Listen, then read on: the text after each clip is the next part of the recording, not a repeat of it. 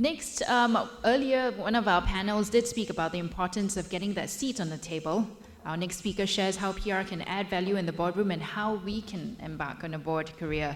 Please welcome Su Yan Wong, Chairperson at Singapore Institute of Directors. And she'll be speaking to Selvr, Communications Leader at IBM, ASEAN, and our IPRS Council member.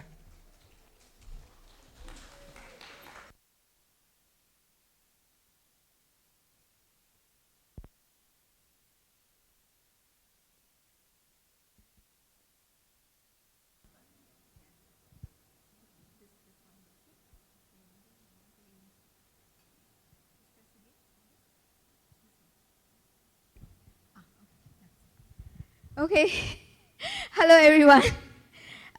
So some of you have seen me, and no, I'm actually very excited to talk about this topic. Let me get into it straight away. As Fern introduced Su Yan, she's been on board of directors for 10 years, and she's very, very passionate about PR. She's a great champion for PR practitioners, and that's one of the reasons why we have invited her. So we're truly privileged to have you, Thank Su Yan. you. Thank you. So there are two aspects to the discussion today. One is getting a seat at the management table. So this is at your own company management. How do we bring critical issues to our management so that they can mitigate potential risks? So that's one aspect of our discussion today. And the second aspect is there's a huge lack of representation of PR professionals on company board of directors. Why is that so? Is there an opportunity for us to be present as board of directors? So this will be the two aspects of our dialogue. So let me just jump straight into the first aspect, Su Yan. This has been an ongoing discussion. How do PR practitioners get a seat at the management table in organizations? And I've seen many views. It's not the same everywhere. And I think, the entire day today, there were so many issues that were brought up. Global, local, and, there is an opportunity for PR practitioners to share with their management what are the issues, what they need to be aware of, so that if there are potential risks, they can handle it, and in turn, earn a seat at the table. So I wanted to get your views on that. Yeah, good afternoon. Thank you so much for having me here. Maybe just by way of background, when I first took on my very first general management role, the very first hire that I made was a head of PR. So that tells you where I stand. Okay. All right. Just in terms of how PR can actually add value to the boardroom, I think the most important thing to think about is really how do you focus on driving business value? And I say this to pretty much anyone who's in any functional role. I'd say the same to a lawyer. I'd say the same to an HR person, because it's very easy to get caught up in the specific domain areas that we work on. So if you're an HR person, how do we make sure that my employees are happy? Of course it's great to have happy employees. We all want that. But how does this connect to business value? So I put down sort of three things as I was thinking about this earlier on. 3 areas. I call them 3 C's. Since we're in Singapore, it's not cash, condo, country club. No, it's not those. The first is help the board curate the narrative. I think a lot of companies are doing amazing stuff, but sometimes people just don't know about it, right? So how do you actually curate the narrative, tell the story, particularly when a lot of companies now are really going through transformation. They're really trying to think about, how do you actually build a compelling brand, both from a customer as well as an employee standpoint. So the first C, curate the narrative. Second, I would say is the flip side of that, which is control the crisis. Okay, so you just have to open the newspapers and sort of see, and there were some examples raised earlier on, that obviously a key element is around how do you actually control a crisis when it arises. Obviously, you hope it doesn't happen, but there are lots of opportunities. Sometimes not of the companies doing at all. You could have a you know, you could have activist shareholders, you could have some product failure somewhere, you could have somebody, as the earlier session was saying, just put something up on Twitter or other forms of social media trying to cancel you out because what they really wanted was they wanted to get a free XYZ, right? So, and that can blow up into lots of different crises. So second C, control the crisis. And I think the third one, which is really important, is actually coach the team. If you're able to help, you know, in all these cases, improve the competencies of your stakeholders, they will obviously see the value. And when you think about these three areas, it's not just about the actions, but when you curate the narrative, how does PR link that into what is the business value? Or when you control the crises for every, you know, X number of hours that this crisis goes on, how much does that cost the business?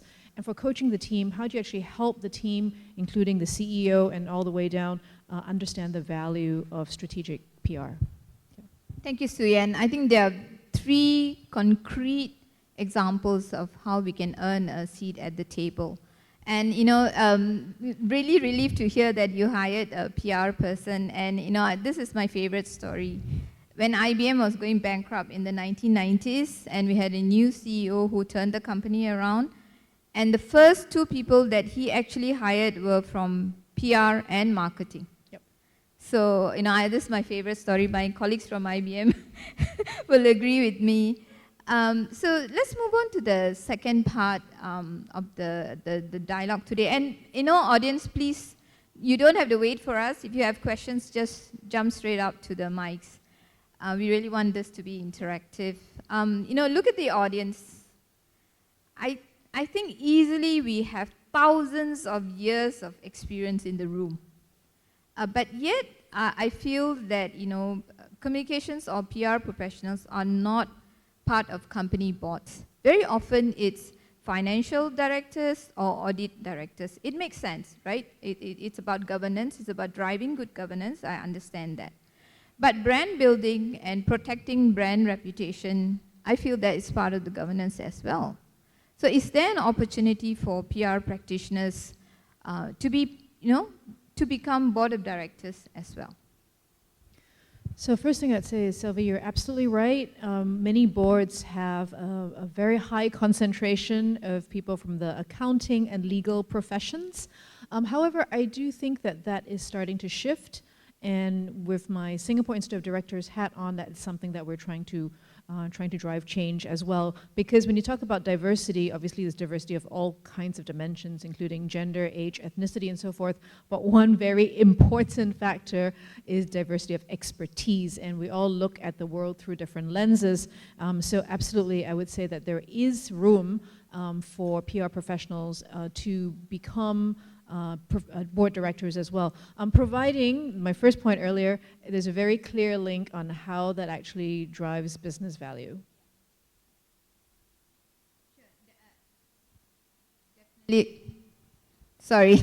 Definitely agree to that. So, taking what you shared, so how can professionals like us, even including me, in fact, many years ago, I was doing a global role and I came back to a country role, and I felt a little lost with the business scene. And a dear friend, she's in the audience here, who said, Selvi, one way you can you know, understand this business scene better is, you know, take the necessary steps, be a board of director. You know, two things can happen. One is you have a great value to add to the board with your perspective, and you also get to understand the business scene. So, you know, for practitioners here, I think it'll be a natural step, the next step for them to take in their careers. What advice would you have?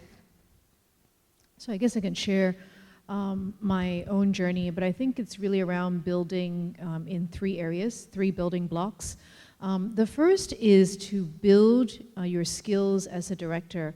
I mean, for those of you here who are experienced practitioners, you didn't get here overnight, right? I mean, you've taken years to hone your craft. So if you think about it that way, being a board director is a profession unto its own, just like being a lawyer, an accountant, or a PR professional is. So there is a process of learning, right? So what do you need to know about regulations? What do you need to know about business strategy? What do you need to know about finance and accounting? All these are actually important because as a board director, you're accountable for all aspects of the organization. So if you're not comfortable with numbers, get comfortable with numbers, right? For example, if you don't understand how to think about strategy, learn about strategy.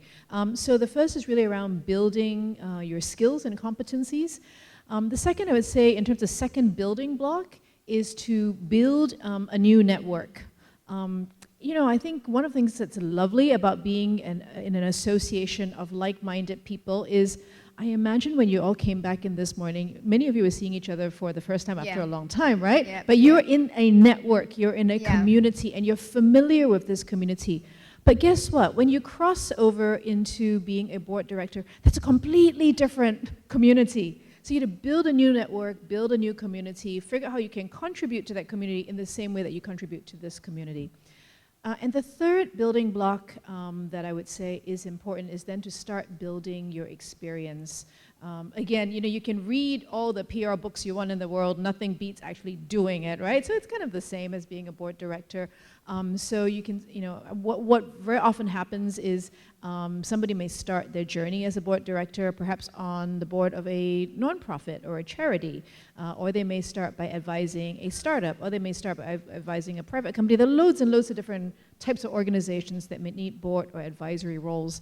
If any of you are interested in learning more about this, obviously come chase me down later, or check out the SID website around how to actually start on this journey. But it is a journey. I think that's really important. Every once in a while, I get contacted by somebody who says, "Oh, I'm interested in a director. Can I be a director like next week?" And I was like, "Well, you didn't get to be head of whatever it is overnight." Yeah. So it is a journey. Yeah, definitely it's a journey. So, after this dialogue session, I'm sure a lot of them will approach you. And you mentioned about diversity earlier, Suyan, and throughout the day, many of the panelists spoke about diversity as well. And I think to the earlier point, there are not enough diversity when it comes to the board of directors. I mean, you are an exception, I think. I think talking about diversity, just not the gender part as well, although there needs to be some improvement. But, you talked about, diversity of expertise. And what's being done about it, and, or what can we as practitioners do or contribute? Yeah. So, again, diversity, lots of different dimensions. One of the aspects that I do think is quite important is actually to step forward when an opportunity presents itself. It's easy when you're starting a new profession in some ways to sort of go, well, I'm not really sure whether I can do this. Well, everybody had a first time. Everybody had a first opportunity. So definitely take a step forward. I think from an institute perspective, one of the things that we're trying to do actually is to number one, draw in people with much more diverse range of expertise. So it is PR folks, it's HR folks, it's digital folks, it's people who understand sustainability, bringing all those people into the network so that they become board ready and are ready to serve. Second is actually then a lot of engagement with boards to help them understand, and working with the regulator as well, to help them understand the value of diversity. And then third, actually trying to do a bit of matchmaking. Right. For example, we recently signed an agreement with the Singapore Computer Society to look at the women in tech, because many boards need digital expertise. So how can we actually prepare cohorts of people to be ready for the board and then help, make those connections? Great, thank you. We have got about 15 more minutes. I'd like to open the floor for any questions. I think earlier we had one gentleman who was talking about PR in the boardroom, and I heard a few other audience here, participants here talk about it as well. Any question?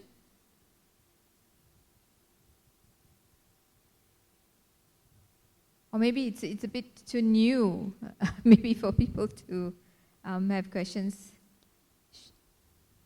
There goes Kathy. Thank you, Kathy.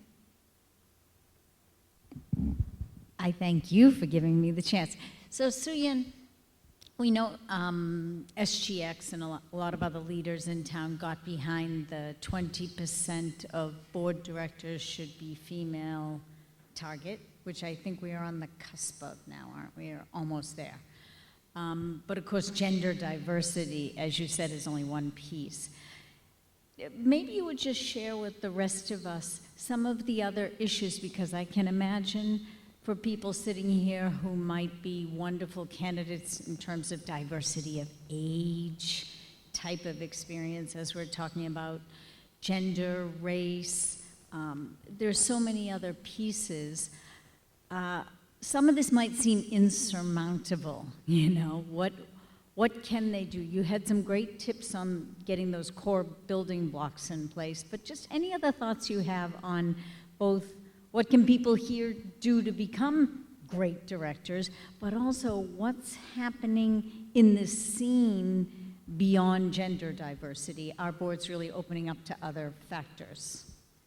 It's thanks for the question, Kathy. Good to see you.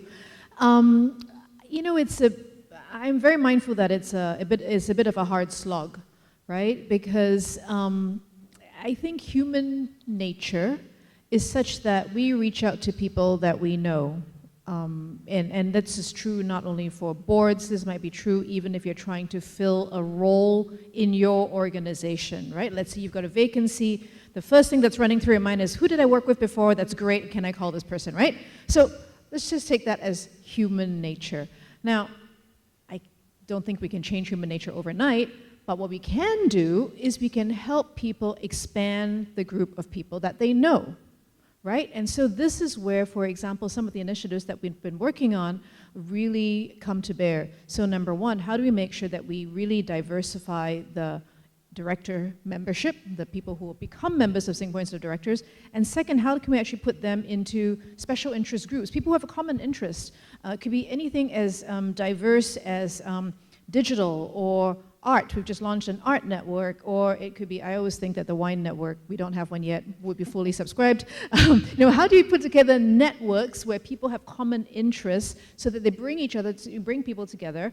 And I always say, if you join a photography network, nobody really cares what your background is. Everybody's interested in what lens you're using. So if we help broaden the pool of people that people know, then we help to solve that problem as well. So I think it's not a sort of hit the nail with the hammer kind of approach, but it's much more trying to understand how we as humans sort of naturally behave and actually draw on that to help then expand the pools of people that people know. And then of course we do some of the other things where, like I said, we're trying to be more proactive. So if we look at boards and they've got people who are coming due for a particular reason, or maybe they don't have particularly diverse boards, I think at some point, hopefully not too far in the future, we'll be able to surface proactively candidates that might be able to help them, just for them to take a look. We're not mandating that you choose from this list, but at least take a look at the list and you might find interesting people that you want to talk to. Yeah.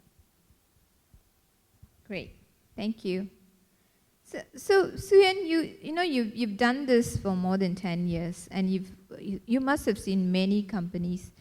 Have you seen any best practice or any examples that comes to your mind where PR practitioners have done very well for themselves, either getting a seat at the management or as board of directors? I think the area that I would say where PR shows up most in the boardroom is still probably more around investor relations types of areas. Right. So there's a bit of an overlap, not entirely. And so it's sort of then how do you go beyond that, right? Yeah. For example, how do you actually help the board see that if you're engaging with your customers, that you're able to actually attract new pools of customers. I think another one that's actually really important is around how do you build employer brand? Because increasingly, what's really hard, I mean, people have access to capital, they don't have access to people, yeah. Right? So yeah. How do you actually tell your story so they're attracting people to you? So I would say and people has really come up on the board agenda. So if you ask me the same question, but you're not asking about PR, but you're asking about people, say 5 years ago, I would have sort of the same sort of hesitancy because I think boards were not as focused about that. But today, boards are really thinking about people. So then the next thing is, well, then how do you do that, right? So that's where I think the link into PR comes into. Yeah, I think what's happening around us has something to do with that as well. You know, things are changing. Looking at the geopolitical situation that we are in, we never imagined that, you know, one country is going to war with another country, and with COVID, I do feel that, you know, there's so much issues which gives the PR practitioners an opportunity to bring it up to the management and to help them, you know, manage their brand reputation as well. Mickey, if I just add to that, I think investors are also changing the way by which they assess customers, companies. Right. So if you think about how a board is concerned about stakeholder value, one key stakeholder is shareholders. Increasingly, shareholders are asking questions about what are you doing about sustainability? What are you doing about, you know, what are the values that you have? You know, how do you actually link that into compensation and all those kinds of vision? How are you transforming your business for the future? So all that requires telling a story. Right? It does. It does. It most certainly does. And, you know, earlier we had some sessions on storytelling as well. So, great. Any questions? This is about you, the audience.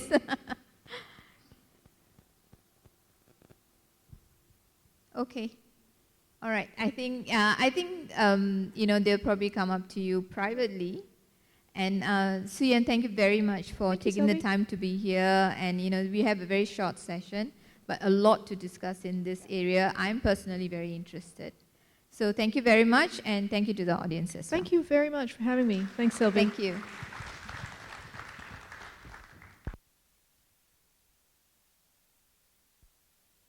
Suyan, can you? Thank you. We're going to take a really short break. There's some food and some coffee and tea. If you could just grab what you need and then come back in, and then we will start the next session. Just stretch your legs, get some food, and come back energized. Thank you.